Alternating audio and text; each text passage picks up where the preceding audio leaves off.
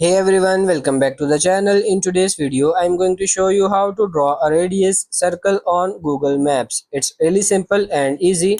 So first of all, open your Google Chrome browser, and once you are here, you have to simply search for this website in your search bar freemaptools.com, and make sure to put this exact link here. This website will opens up, and once it's open up, you have to go to this radius around point and click on OK. Now let's simply select an area to which we want to draw a radius or circle on. Double click on it. Let's double click on it, and there you go.